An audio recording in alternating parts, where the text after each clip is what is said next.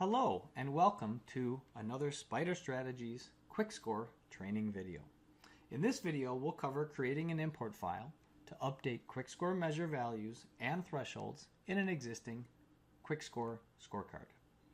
Before we get into the lesson, let's take a quick look at the desired Excel format that could look something like this. It will contain measure names, measure values, as well as some threshold or goal or red flag values that allow you to change those within the scorecard for a given time period. In this case, we're highlighting a single time period's changes in yellow. The results of our process to create the import file do not have to look exactly like this spreadsheet. You can have optional descriptive columns in here for future time reference going forward. Let's get started in Quick Score. From the Quick Score homepage, we'll click on Scorecards in the upper left and then navigate to the organization you want to work with, which in our case is the BSC One Time Period Measures and Thresholds.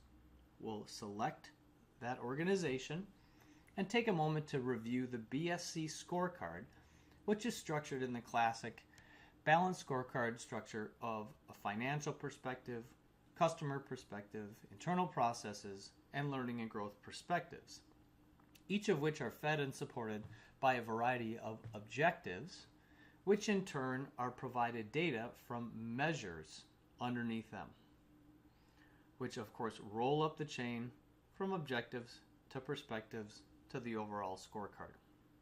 You'll see that for June and July of 2017, we already have data in the scorecard. But for August of 2017, we do not presently have any data in this scorecard. So all the values and thus all the scores for August of 2017 are empty. They have no scores, no colors, no indication of performance. Our goal is to create an import file that will cover the entire BSC scorecard. We'll click on the BSC scorecard name and the Measures tab on the right to view an extensive list of all the measures throughout the entire scorecard.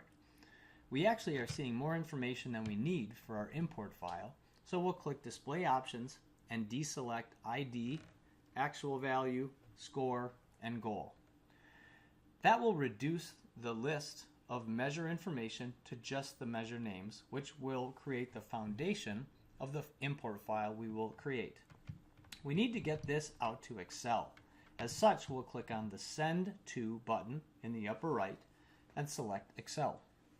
That will immediately create an Excel spreadsheet, which is available in the lower left-hand corner. We'll click on the name of that spreadsheet in the lower left corner to open Excel. As necessary, we'll enable editing.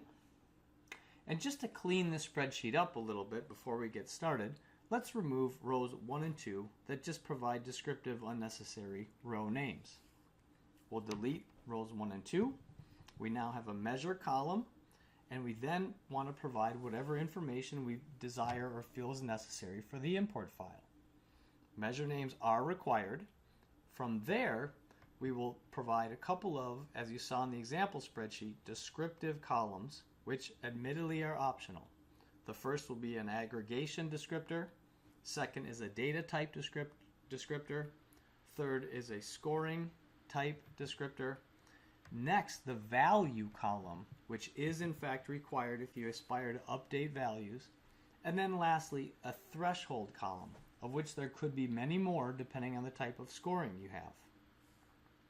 From there, it's just a process of populating the newly created columns with data or information that is appropriate or pertinent to each of the measures throughout the scorecard.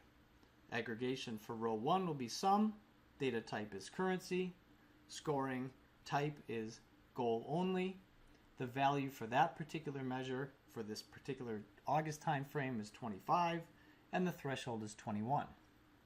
To spare you the rigors of watching me type in more information, we'll jump to a paste to fill in the remainder of this spreadsheet. Assuming you're creating an import file for values and measures, let's just take a quick review. Measure names are required, measure values are required. threshold columns are optional and pertinent to the type of measure that you're working with, and what we have highlighted here in yellow is what we will be changing within the scorecard when this file is imported. Once it's complete, we'll save it to an easily accessible location for future import via Connect. And at this point, you have created an appropriately formatted import spreadsheet to allow you to import this information in via Connect. Thanks for watching this video. If you have any questions, please contact us at learn@spiderstrategies.com. Thank you.